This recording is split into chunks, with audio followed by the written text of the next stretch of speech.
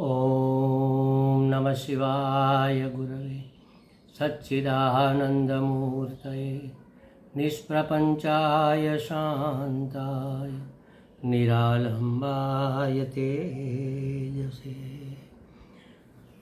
ओम विश्वं दर्पण दृश्यमान नगरी तुल्यं निजान्तर्गतं पश्यन्नात्मनि मायया बहिर्वोद्भूतं यथा निद्रया यत् साक्षात् कुरुते प्रबोध समये स्वात्मानमेवाद्वयं तस्मै श्री गुरुमूर्तये नमः इदं श्री दक्षिणामूर्तये।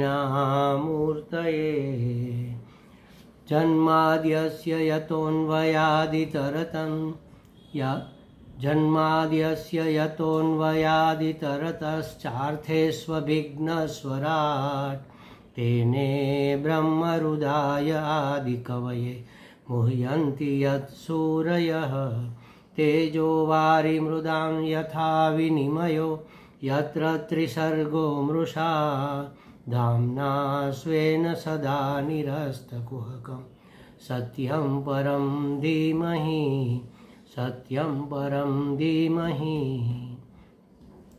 सच्चिदानन्दरूपाय विश्वोत्पत्त्यादिहेतवे तापत्रय विनाशाय श्रीकृष्णाय वयं नमः।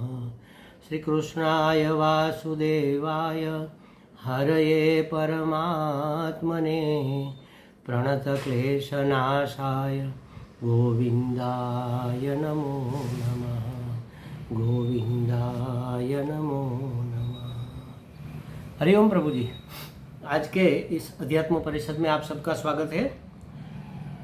श्रीमद् भागवत जी का तीसरा स्कंद और 7वां अध्याय उसमें चल रहा है।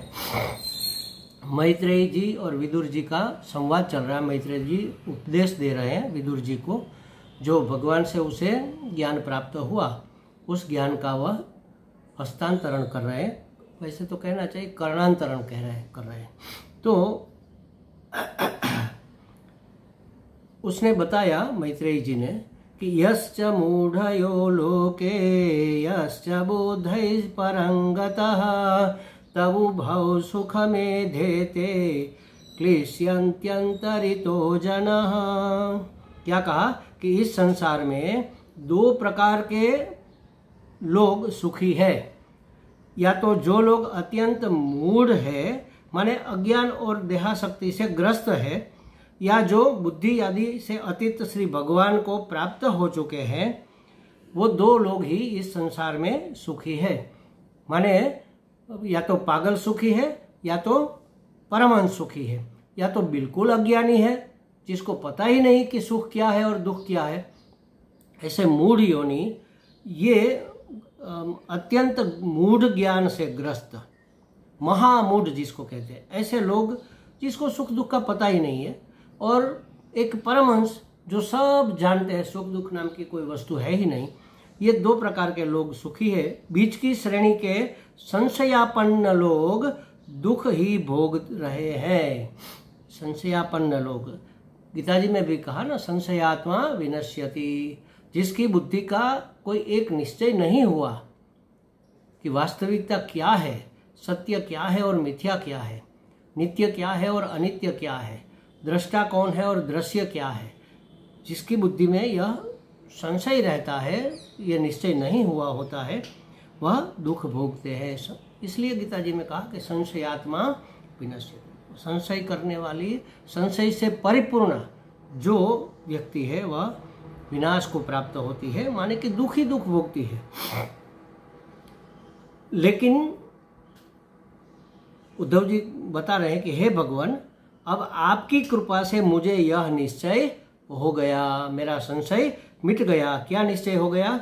तो कहा कि अर्थाभावम विनिश्चित्य प्रतितस्यापि नात्मनः। ये अनात्म पदार्थ वस्तुतः तो है ही नहीं, केवल प्रतीति हो रही है। इसके बारे में भी चर्चा की थी हमने कि प्रतीति हो रही है, प्रत्यय नहीं उठ रहा इसके सत्यत्व का। प्रत्यय हमारे अनुभव से हमारे अंतःकरण में उठता है। प्रत्यय उठना माने हमारी मान्यता दृढ़ हो जाना, और प्रतीति माने जो दिख रहा है। प्रतीति तो होती है क्षितिज की, कि आकाश और धरती एक जगह मिल रहे हैं। प्रतीति तो होती है आसमान में ब्लू कलर की, आसमानी कलर की। प्रतीति तो होती है मृग जल से भरे हुए तालाब की। लेकिन हम जानते हैं, वहां जाकर हमने देख लिया, अनुभव कर लिया कि कोई तालाब पानी का नहीं है, मात्र मृग जल है। लेकिन प्रतीति तो उठेगी, अंदर से वह जल है ऐसा प्रत्यय नहीं उठेगा। ऐसा हमारा निश्चय अब नहीं रहा। वहां धरती और आकाश मिल रहे हैं ऐसा हमारा अब निश्चय नहीं रहा। ऐसी प्रतीति तो हो रही है, लेकिन प्रत्यय नहीं उठ रहा दोनों के मिलन का, कि हाँ दोनों मिल रहे हैं, तो उसका अभाव हो जाता है। प्रतीति तो होते हैं। अब मैं, उद्धव जी कहते हैं कि अब मैं आपके चरणों की सेवा से इस प्रतीति को भी दूर कर दूंगा, भुला दूंगा। किसको कहते हैं? मैत्रेयी मुनि को। हे मैत्रेयी मुनि जी, अब मैं आपके चरणों की सेवा से, माने मैत्रेयी मुनि कौन है? अब इस वक्त मैत्रेयी मुनि उद्धव जी के गुरु है, उसको ज्ञान प्रदान कर रहे हैं। तो इसका मतलब ये हुआ कि मैं गुरु भक्ति से, गुरु सेवा से, सेवा माने सेवनम सेवा, जिसका सेवन किया जाता है उसका नाम है सेवा। गुरु के उपदेश का जीवन में आचरण करना, सेवन करना, यही इस गुरु की सबसे बड़ी सेवा है। शुश्रूषा अलग वस्तु है।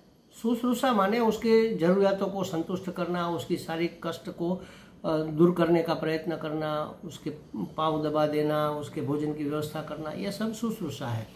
और सेवा माने उसके समीप रहकर उसके सानिध्य में ही रहना और उसके उपदेश का जीवन में आचरण करना, उसकी रहनी करनी, ये सब देखकर उसमें से भी कुछ कुछ सीखते रहना, इसका नाम है सेवा। तो गुरु चरणों की सेवा से, गुरु भक्ति से अब जो ये प्रतीति हो रही है इसको भी मैं दूर भगा दूंगा। कहते हैं आगे, यत् सेवया भगवतः कूटस्थस्य मधुदिशः रतिराशो भवेत् तीव्रः व्यसनार्दन, अर्दन, हाँ अर्दन शब्द है, पादयोर व्यसनार्दन। गुरु जी के चरणों की सेवा से क्या होगा? नित्य सिद्ध श्री भगवान मधुसूदन के चरण कमलों में रतिरास, उत्कृष्ट प्रेम होगा और आनंद की वृद्धि होगी। देखो, परमात्मा के प्रति हमारा अभी हमें प्रेम तो है, लेकिन वह प्रेम परम नहीं है जिसको हम भक्ति कह सके। इतना प्रेम होना चाहिए और अनन्य भक्ति के रूप में होना चाहिए, माने कि वही हमारे लिए टॉप प्रायोरिटी में रहे। तो वह कैसे होगा? गुरु चरणों की सेवा से हमारा अंतःकरण शुद्ध होगा, तब उस अंतःकरण में परमात्मा की भक्ति का आविर्भाव होगा, मधुसूदन के चरण कमलों में रति होगी। तो इससे क्या होगा?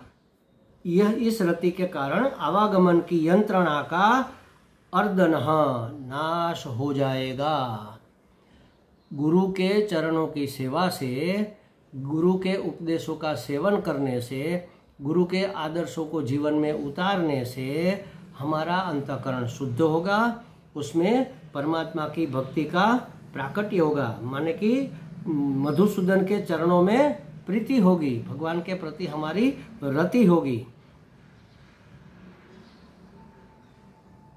यहाँ मधुसूदन शब्द का उपयोग किया है। मधु कैटभ नाम के दो राक्षस थे, इसकी बात कल हमने की है थोड़ी बहुत।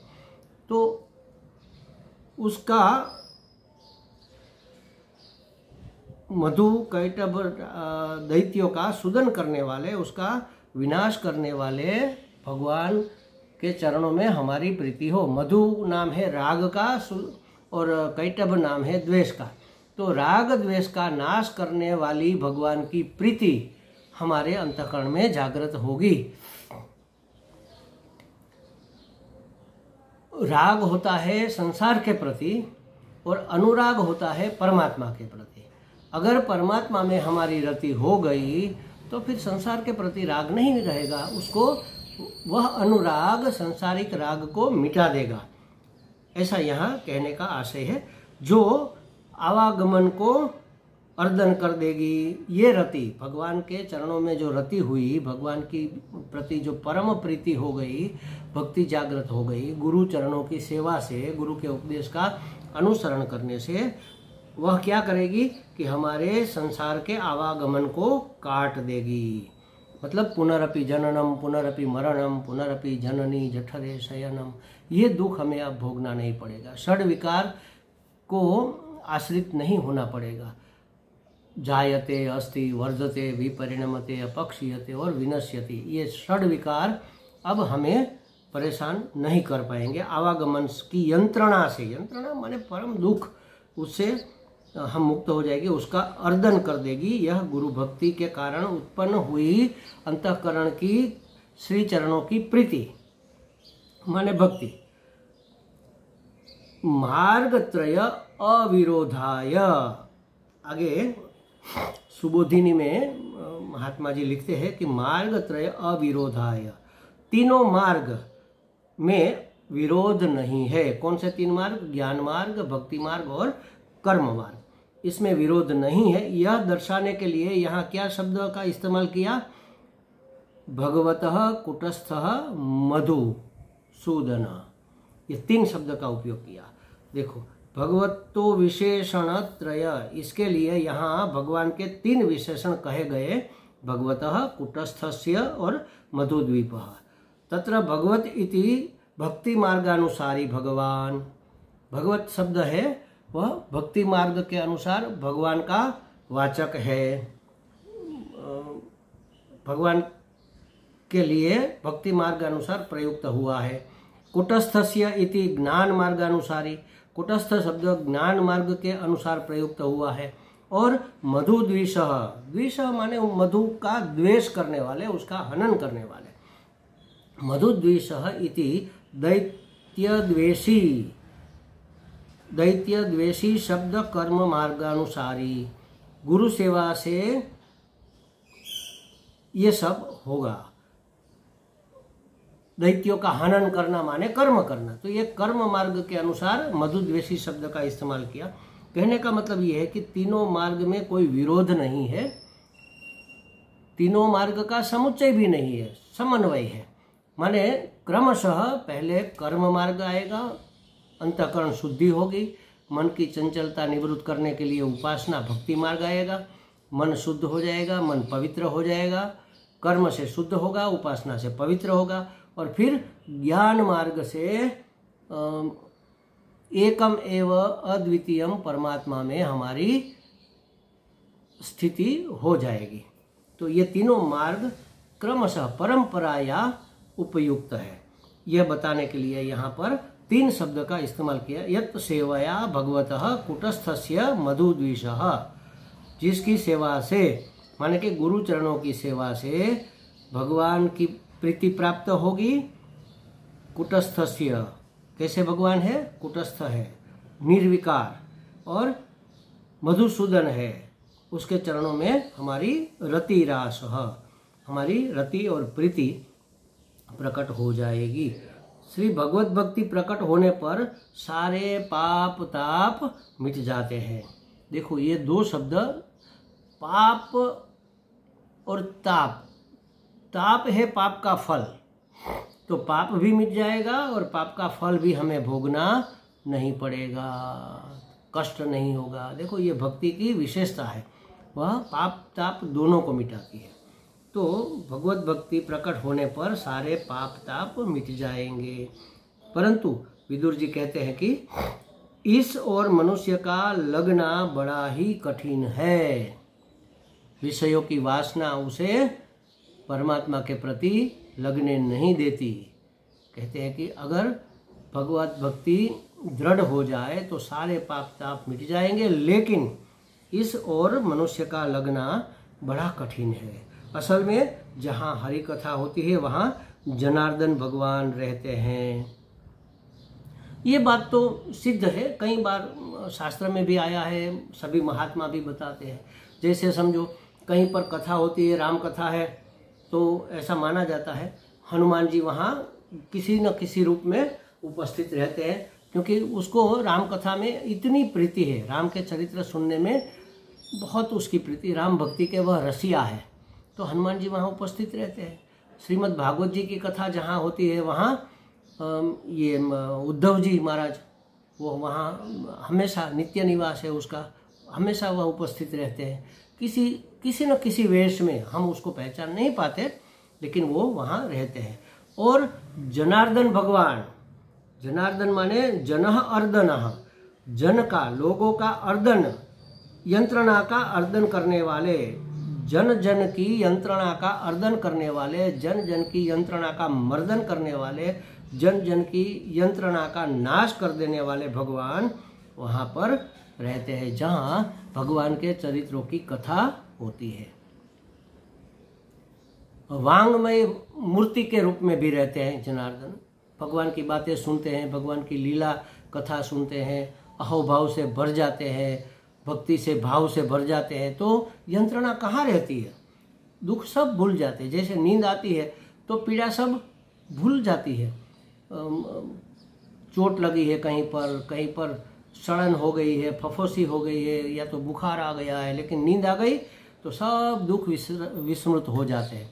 उसी तरह भगवत भक्ति में सब यंत्रणाएं, सब दुख, सब पाप ताप भूल जाते हैं, मतलब मिट जाते हैं उतने समय तक, और धीरे धीरे उसमें कमी भी होती जाती है। बार बार भगवत भक्ति को दृढ़ करते रहने से फिर कोई दुख हमें दुखी नहीं कर पाता।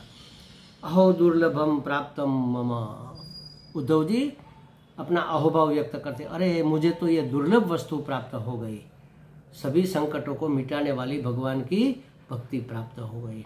पुनः विदुर जी ने कहा कि हे भगवान, आपने बताया कि विराट रूप में श्री भगवान प्रकट हो गए, उन्हीं में से अनंत कोटि ब्रह्मांड प्रकट हुए, ब्रह्मा जी प्रकट हुए, इत्यादि सारे प्राणी उसमें से निकले।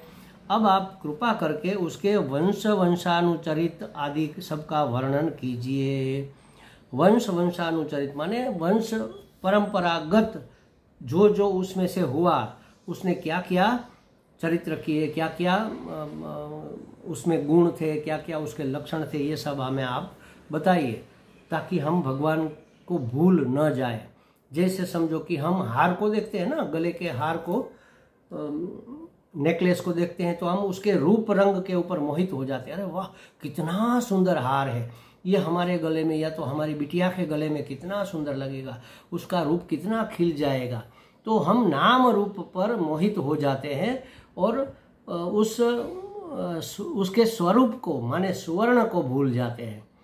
लेकिन अगर हम इस तरह से सोचे कि एक सोने की डली, उसको पिघलाकर एक सरिया बना दिया, अब सोने का बना हुआ सरिया फिर खींचकर उसको तार बना दिया, तो सोने का बना हुआ तार फिर टुकड़े हो गए, टुकड़े में रहा हुआ सोना फिर कड़ियों की तरह बन गए, कड़ियों में रहा हुआ सोना जुड़कर एक चेन हो गए, एक जंजीर हो गए, एक ऐसी कंठी हो गए। तो फिर कंठी में हमें कंठी के रूप में रहा हुआ सोना दिखेगा। अगर उसकी वंश परंपरा को भूल जाएंगे तो फिर नाम रूप में मोहित हो जाएंगे। इसलिए कहते हैं कि भगवान की इस जनता जनार्दन के रूप में भी, वासुदेव सर्वम के रूप में भी स्मृति रहे, ये सब उसकी विभूति हम पहचान पाए। इसलिए हमें आप उनमें से जो हुआ उस वंशानुचरित आदि का वर्णन कीजिए। गुणावतारे विश्वस्य सर्गस्थित्यप्ययाश्रयं सृजत श्रीनिवासस्य वाचक्ष्वोदार विक्रमम्। हे महात्मा जी, हरि जी ने सृष्टि करते समय जगत की उत्पत्ति स्थिति प्रलय के लिए अपने गुणावतार रूप ब्रह्मा विष्णु और महेश रूप से जो कल्याणकारी पराक्रम लीलाएं की, उन सभी का वर्णन कीजिए। पहले परमात्मा सृष्टि का सर्जन करने के लिए ब्रह्मा जी बने, परमात्मा की नाभि से ही कमल प्रकट हुआ और उसमें ब्रह्मा जी का प्राकट्य हो गया। मतलब परमात्मा स्वयं ब्रह्मा जी बने, सृष्टि का सर्जन किया। अब पालन भी करना है, सिर्फ सर्जन करने से तो चलेगा नहीं, तो पालन करने के लिए फिर दूसरा वेश लिया भगवान ने और वह बन गए विष्णु। और फिर पालन करते करते जो चीज़ें जो जिस किसी वस्तु व्यक्ति पदार्थ का कार्यकाल पूरा हो गया तो उसका संवरण भी करना है, तो फिर महेश बने। तो ब्रह्मा विष्णु महेश बनकर आप ही ने जो जो गुण अवतार लिया था उसके अनुसार आपने जो जो कल्याणकारी पराक्रम किए, पराक्रम लीलाएं की, उन सभी का वर्णन आप हमें सुनाइए, ताकि उसको याद कर करके हम उसमें लीन हो सके, परमात्मा के प्रति हमारी भक्ति को दृढ़ कर सके।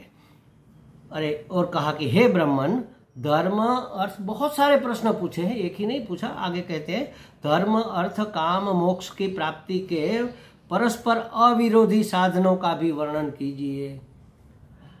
धर्म के अनुसार अर्थ प्राप्ति और अर्थ के अनुसार काम भोग की प्राप्ति और फिर उसमें से उपरति और फिर मोक्ष का पुरुषार्थ। तो उसके लिए जो साधन है, जो एक दूसरे के विरोधी न हो, ऐसी विधि भी आप हमें बताइए। और शास्त्र श्रवण की विधियों का भी वर्णन कीजिए, किस प्रकार से शास्त्र का श्रवण करना चाहिए, तथा काल चक्र का भी वर्णन कीजिए। दान तप तथा इष्टपूर्त कर्मों का क्या फल है, यह भी बताइए। और बताइए कि भगवान किस आचरण से संतुष्ट होते हैं, हमारा आचरण, हमारा व्यवहार कैसा होना चाहिए जिससे भगवान की प्रसन्नता बनी रहे, और किन पर वह अनुग्रह करते हैं यह भी बताइए। कैसे आचरण करने वाले व्यक्ति के ऊपर भगवान का अनुग्रह ज्यादा बरसता है, ये हमें बताइए। या तो उसका अनुग्रह जिसको प्राप्त होता है, वो तो रहा है, सबको प्राप्त नहीं हो रहा। तत्वों का प्रलय कितने प्रकार का है यह भी बताइए। महद आदि सब तत्व पहले प्रकट हुए ना, वह कितने प्रकार का उसका प्रलय है यह भी बताइए। देखो उद्धव जी को ये सब बातें तो पता है कि प्रलय होता है, उसके अनेक प्रकार भी होते हैं, लेकिन कौन कौन से प्रकार, कब कब, कैसे कैसे होता है ये पता नहीं है, तो यह जानना है। बहुत कुछ जानते हैं, जैसे दान तप और इष्टपूर्त ये कर्म है, उसका शुभ फल भी है, ये भी जानते हैं, लेकिन किसका क्या फल है यह उसको विशेष रूप से जानना है। शास्त्र का श्रवण करना चाहिए यह तो पता है, लेकिन किस विधि से शास्त्र का श्रवण किया जाए, कैसे बैठे, कहाँ बैठकर श्रवण करें, किस मनस्थिति में श्रवण करना चाहिए, ये हमें बताइए।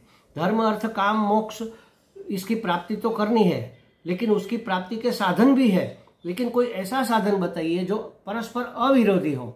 चारों पुरुषार्थ की प्राप्ति में किसी पुरुषार्थ का विरोध ना हो पाए, ऐसा कोई साधन बताइए। देखो ये विशेष विशेष बात पूछी जा रही है। सामान्य बात तो पता है, हमें भी पता है सामान्य बात तो, जैसे भगवान है, भगवान क्रिएटर है, इस संसार का सर्जन करने वाले, पालन करने वाले, इसका उपसंहार करने वाले भगवान है। लेकिन उस भगवान ने कैसे सर्जन किया, उस सर्जन करने वाले भगवान में क्या क्या गुण थे, क्या क्या उन्होंने लीलाएं की, क्या क्या पराक्रम किए, पालन करने के लिए क्या किया, कैसे असुरों का उपसंहार किया, संवरण कर लिया अपनी लीलाओं का, और भगवान अपने धाम में कैसे चले गए, ये विशेष बातें हम नहीं जानते। तो इसके लिए हमें शास्त्र का अध्ययन करना होता है, या तो सदगुरु से उसके विषय में हमें पूछना चाहिए। तो यहाँ उद्धव जी मैत्रेयी ऋषि जी को ये विशेष बातें पूछ रहे हैं। सामान्य बातें तो उसको पता है, उसकी बात से पता चलता है कि तत्वों का प्रलय कितने प्रकार का है। मतलब यही हुआ कि महत आदि तत्वों का प्रलय होता है और अनेक प्रकार से होता है, ये तो पता है, लेकिन कितने प्रकार है और कौन कौन से प्रकार है और कौन कौन से प्रकार में कैसे कैसे यह होता है, यह जानना है।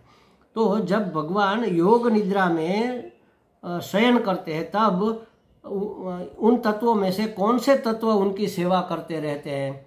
सेवा करते रहते माने भगवान ने पालन करने के लिए जो अवतार लिया था उसका संवरण करते योग निद्रा में चले गए। अब संसार का पालन करने के लिए उसके भगवान के पार्षद, जिसको तत्व कहा, वो किस रूप में है, भगवान की सेवा माने कि भगवान का कार्य करते हैं, ये बताया। जैसे हमारे प्रधानमंत्री समझ लो 1 महीने या 2 महीने की टूर पर विदेश चले जाए, तो यहाँ पर उसका कार्य रुक नहीं जाएगा, उसके अंडर में रहे हुए लोग, उसका मंत्रिमंडल और उसके ऑफिस के अफसर लोग ये कार्य चालू रखेंगे।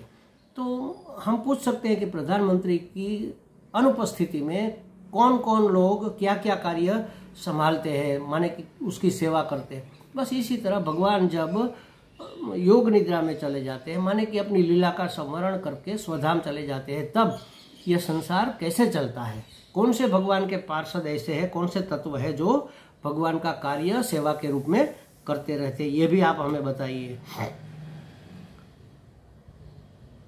और कौन तत्व भगवान के साथ लीन हो जाते हैं। भगवान जब संवरण कर लेते हैं तो कुछ अपने पार्षद लेकर आए होते हैं अपना परिकर, उसमें से जैसे समझो कि कृष्ण भगवान गए तो बलराम जी भी गए, सब यादवों को भी लेकर गए। तो ये सब कौन कौन तत्व उसके साथ स्वधाम चले जाते हैं और कौन यहाँ रह जाते हैं। उद्धव जी को रखा भगवान ने कि भाई तुम हमारे इस उपदेश का, इस धर्म का प्रचार करो और इसको आगे बढ़ाओ, इस ज्ञान मार्ग को, इसलिए उसको यहाँ पर बचा के रखा। तो ये उसके पार्षद है, ये एक तत्व है परमात्मा का जो उसकी परंपरा को चालू रखेंगे। जीवन का तत्व क्या है, परमेश्वर का स्वरूप क्या है, उपनिषद प्रतिपादित ज्ञान क्या है और गुरु शिष्य का पारस्परिक प्रयोजन क्या हो सकता है, ये सब हमें आप बताइए। जीवन का तत्व माने उसका जिसके कारण होनापन है, यह तत्व कहा जाता है। किसी भी इंग्रेडिएंट में जो तत्व होते हैं उसके बगैर, जैसे पानी है तो H2O उसका तत्व है। अब H2O निकल गया तो फिर पानी पानी नहीं रहेगा। तो उसी तरह इस जीवन का क्या तत्व है, परमात्मा का स्वरूप वास्तव में कैसा है, जैसे आगे कहा भी गया सच्चिदानंद स्वरूप है, अस्थि भाति प्रिय रूप से अभिव्यक्त हो रहा है, तो उसका स्वरूप भी बताइए। और उपनिषद में जिस ज्ञान का प्रतिपादन किया है वह सामान्य ज्ञान नहीं है, विशेष ज्ञान है, पारमार्थिक ज्ञान है। उस ज्ञान का तथा गुरु शिष्य का पारस्परिक क्या प्रयोजन है, वह ज्ञान क्या करता है, गुरु शिष्य उस ज्ञान को लेकर क्या करते हैं, ये भी आप हमें बताइए। ये सब बातें उन्होंने पूछ ली। पवित्रात्मान विद्वानों ने उस ज्ञान की प्राप्ति के लिए क्या उपाय बताए हैं, ये भी बताइए। जो विद्वान माने जो महात्मा लोग जो जीवन मुक्त हो गए हैं, उन्होंने क्या बताया कि इस ज्ञान को कैसे प्राप्त किया जाए। क्यों यह जानना है, क्योंकि स्वतो ज्ञान कुतः पुंसा भक्ति वैराग्य मेवा। मनुष्य को ज्ञान, भक्ति और वैराग्य अपने आप तो कैसे हो सकता है, नहीं हो सकता। देखो ये महत्वपूर्ण बात है, ये आप हमें बताइए कि गुरु शिष्य और ज्ञान का क्या संबंध है। क्यों जानना है, क्योंकि अपने आप ये सब होने वाला नहीं है। क्या नहीं होगा, अपने आप ज्ञान नहीं होगा। अपने तरीके से हम पुस्तक भी पढ़ ले तो भी ज्ञान होने वाला नहीं है। बुद्धि आ सकती है, ज्ञान नहीं आ सकता। बुद्धि तेज हो सकती है, हम तर्क दे सकते हैं, हम विवाद कर सकते हैं, हम प्रवचन दे सकते हैं, लेकिन जीवन मुक्त नहीं हो सकते। ज्ञान स्वरूप, परमात्मा स्वरूप हम अहम ब्रह्मास्मि नहीं हो सकते। तो यह ज्ञान अपने आप आने वाला नहीं है। भक्ति भी अपने आप आने वाली नहीं है। गुरु की सन्निधि के बगैर भक्ति का हमारे हृदय में प्राकट्य नहीं होगा। सामान्य भक्ति तो होगी, सामान्य प्रेम तो होगा, लेकिन परम प्रेम नहीं होगा।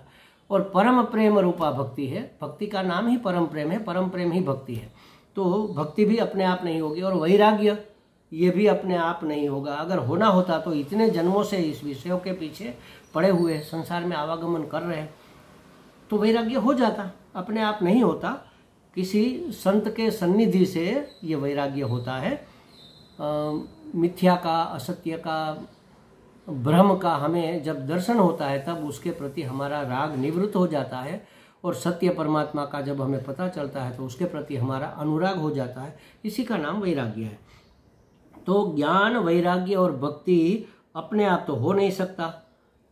इसलिए हमें आप सब ये बातें बता दीजिए। इस प्रकार विदुर जी ने न केवल अपने लिए बल्कि संपूर्ण विश्व के लिए, संपूर्ण सृष्टि के सभी उपयोगी प्रश्न पूछ डाले और कहा कि सब का समाधान आप कर दीजिए। इससे जीवों को अभयदान मिलेगा। अच्छा, ऐसा करने से क्या होगा, तो कहा कि सभी जीवों को अभयदान मिल जाएगा। देखो, दान, तप और उसके बारे में तो पूछा ना, आगे पूछा उन्होंने कि हमें ये भी बताइए कि दान तप इसका क्या महत्व है, कैसे करना चाहिए। तो यहाँ बताते हैं कि सबसे श्रेष्ठ दान अभय दान है, वह मिल जाएगा। देखो, मनुष्य के मन में तरह तरह के भय समाये हुए हैं और सभी भय मृत्यु के भय में से ही निकलते हैं कि मैं मिट जाऊंगा, कट जाऊंगा, लूट जाऊंगा, पिट जाऊंगा, ठग जाऊंगा, मेरा क्या होगा, मैं पराधीन हो जाऊंगा, या तो मेरे जो है वह ऐसे हो जाएंगे। इसका नष्ट होना माने मेरी सलामती में जोखिम उत्पन्न हो गया। मेरा जो भी है वह लूट जाए, कट जाए, पिट जाए, मिट जाए तो मेरी सलामती जोखिम में आ गई। तो सभी भय अपनी सलामती का है, अपने मृत्यु का भय है। तो कहते हैं कि तरह तरह के भय समाये हुए हैं, लेकिन वास्तव में तो एक ही भय है, मृत्यु का। क्योंकि हम अपने आप को सत्य स्वरूप नहीं जानते, हम अपने आप को मर्त्य मानते हैं। अजर अमर अविनाशी आत्मा हम है, इस बात का हमें परिचय नहीं है। तो तरह तरह के भय समाये हुए, उसे दूर करना ही सबसे बड़ा दान है। अभय दान ही सर्वश्रेष्ठ दान है और वह होता है ज्ञान से। सदगुरु जब ज्ञान प्रदान करता है तो इससे बड़ा और कोई दान नहीं हो सकता। ज्ञान दान कह लो या अभय दान कह लो। तो सर्वे वेदाश्च यज्ञाश्च तपोदानानि चानघ जीवा भय प्रदानस्य न कुर्विर्न कलामपि। क्या कहा? हे निष्पाप अनघ, अनघ माने जिसमें कोई पाप नहीं, ऐसे निर्दोष उद्धव जी बता रहे हैं मैत्रेयी जी को। है निर्दोष ऋषि, है निर्दोष मुनि मैत्रेयी, भगवत तत्व के उपदेश द्वारा जीव को जन्म मृत्यु से छुड़ाकर संसार भय से अभय कर देने में जो पुण्य है, उसके कलाम अपि, एक अंश के बराबर भी, एक कला के बराबर भी, माने 16वें भाग के बराबर भी, समस्त वेदाध्ययन, समस्त यज्ञ, समस्त तप और समस्त दान आदि से होने वाला पुण्य भी उसकी बराबरी नहीं कर सकता। देखो, अभय दान में जो पुण्य प्राप्त होता है, अभय दान होता है कैसे? ज्ञान प्रदान करने से। तो सदगुरु जब ज्ञान प्रदान करते हैं तो शिष्य को अभय प्राप्त हो जाता है। तो अभय का दान किया, ज्ञान दान किया माने अभय दान किया। इससे कितना पुण्य पैदा होगा? तो कहा कि समग्र वेदों का अध्ययन कर लो, समग्र प्रकार के दान कर दो, समग्र प्रकार के यज्ञ कर लो, समग्र प्रकार के तप कर लो, उन सब को मिलाकर एक 16वें अंश के बराबर भी अभय दान के बदले में जो पुण्य मिलने वाला है उसका 16वां अंश भी उसकी बराबरी ये सब कर्म नहीं कर सकते। देखो, इतना बड़ा पुण्य अभय दान में रहा। ज्ञान दान करने में कई बार ऐसा हमने सुना भी है कि ये महात्मा लोग निकम्मे निठल्ले बैठे हैं, समाज के ऊपर बोझ बने हैं, क्या कर रहे हैं? तो महाराज वो काम कर रहे हैं जो बाकी सभी कर्म कांड के मिलने पर भी नहीं हो पाता। इतना कल्याण का काम कर रहे हैं, सभी को मिलाकर भी उसका 16वां अंश। उसने कहा ना, कलाम अपि, कला 16 कलाएं हैं, चंद्र की 16 कलाएं, उसी तरह सबकी 16 कलाएं हैं। तो एक अंश कला का, 16 कला का एक अंश माने 16वां भाग।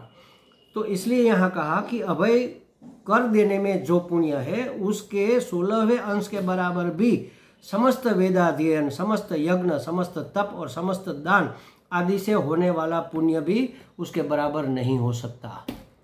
इतना बड़ा महात्म्य ज्ञान दान का है, ज्ञान प्रदान करने का है।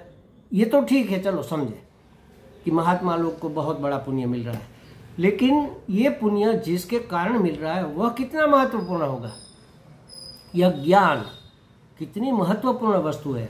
तो शिष्य को ऐसी दुर्लभ वस्तु प्राप्त हो रही है ज्ञान नाम की, उसको लेश भी गंवाना नहीं चाहिए। बिल्कुल प्रमाद किए बगैर इसको प्राप्त करना चाहिए और उसमें निष्ठ हो जाना चाहिए। इतनी दुर्लभ वस्तु हमें प्राप्त हो रही है। तो कहा कि श्री भगवान की रसीली कथा का दाता हृदय के भय को मिटाने वाला है, इसलिए उससे बढ़कर दूसरा कोई दाता नहीं है। इसलिए गोपियों ने भी घोषणा की थी कि भुवि गृणन्ति ते भूरिदा जनाहा, जो श्री भगवान की लीला कथा का दान करते हैं वे ही सबसे बड़े दाता है, उसके बराबर कोई नहीं। तो ज्ञान दान करने वाला सबसे बड़ा दाता है, और ज्ञान ऐसी वस्तु है जो दान के लिए सबसे उत्कृष्ट है, तो प्राप्ति के लिए भी सबसे उत्कृष्ट हुई ना। तो ऐसी उत्कृष्ट वस्तु को छोड़कर हम निकृष्ट विषयों की वासना में क्यों फंसे रहे। जितना हो सके सदगुरु की सेवा से, उसके सेवन करने से ये जितना प्राप्त हो सके हमें प्राप्त कर लेना चाहिए। वो तो दान करते हैं, लेकिन हमारा पात्र अगर उल्टा रहा तो अंदर कुछ प्राप्ति होगी नहीं। हमें अभिमुख होना है, गुरु के अभिमुख, ज्ञान के अभिमुख, परमात्मा के अभिमुख होना है, और उसमें से जितनी प्राप्ति हो सके उसका हमें लाभ उठा लेना है। अब सुखदेव जी कहते हैं कि विदुर जी के प्रश्नों से मैत्रेय जी बहुत प्रसन्न हुए और उसके उत्तर देने लगे। इति सप्तमोऽध्याय। यहाँ 7वां अध्याय खत्म हुआ। अब 8वें अध्याय की बातें हम कल करेंगे। ओम पूर्णमदः पूर्णमिदं पूर्णात् पूर्णमुदच्यते पूर्णस्य पूर्णमादाय पूर्णमेवावशिष्यते। ओम शांति शांति शांति। हरि ओम। श्री गुरुभ्यो नमः। हरि ओम।